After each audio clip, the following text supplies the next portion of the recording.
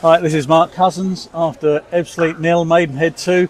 Not quite the sign-off you wanted today at Stonebridge Road. You got another away game coming up for the last game of the season, but it would have been nice to have signed off with a win, wouldn't it? Yeah, definitely. I think the last two home games were very disappointing, and the manner of our goals has summed up our season really. And it's poor because the fans have stuck with us all season, and it would be nice to sign off with a win like against Sutton.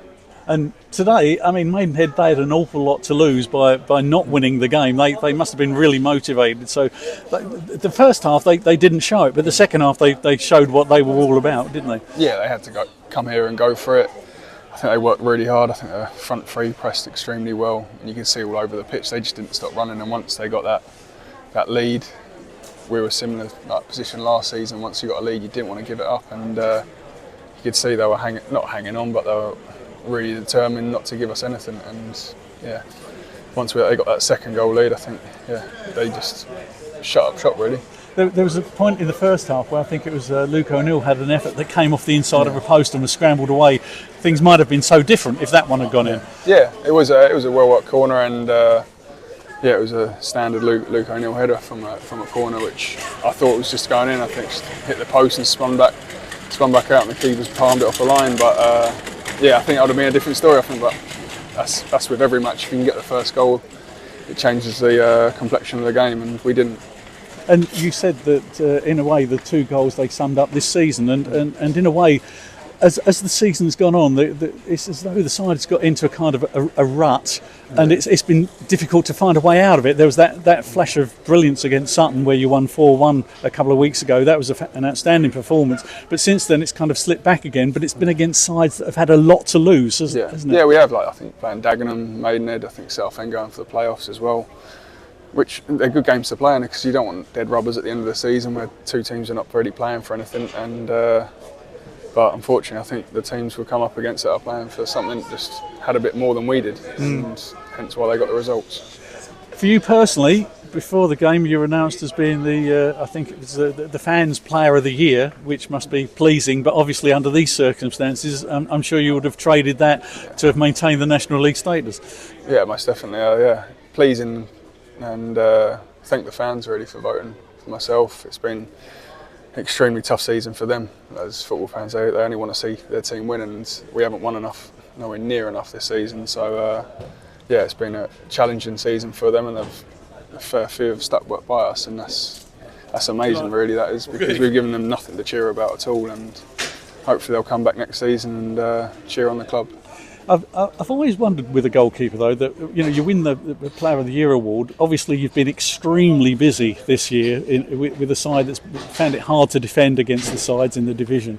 Would you rather have quiet afternoons when you've not got much to do and the side getting a couple of goals and it's an easy afternoon? Yeah, I think the first year I did. I think the stats. I think first season I had 90 shots to save, and the last two seasons have been well over 150.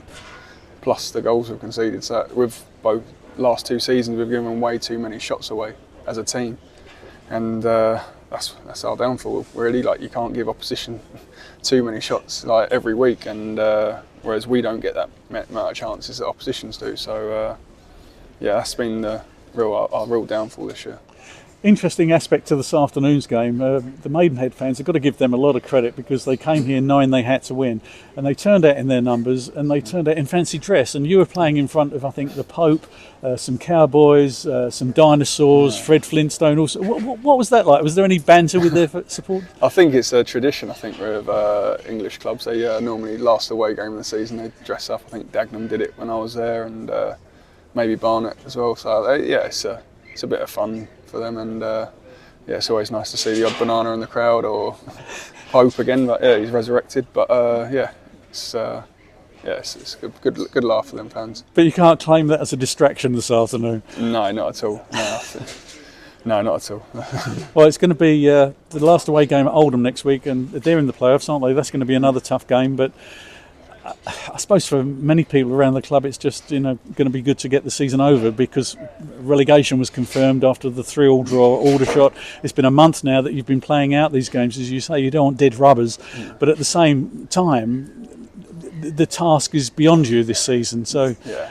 to get that game out of the way, you want to go off with on the best note possible, but against a very, very tough opposition against a big crowd as well. Yeah, it'll be a good game for the lads to play in, and yeah, obviously I think they've secured playoffs already, but yeah, so you kind of do want this season to finish, and you just want to start again and focusing on the next season, and yeah, we have to get that out of the way. You have to go out there and perform and give everything, because there'll be fans coming, paying money, so you've got to perform for them, and that's the kind of thing that motivates you really at the moment. I said, yeah, you want to get 3 points, but you want to get 3 points for the fans, because yeah, that's who you want to reward really.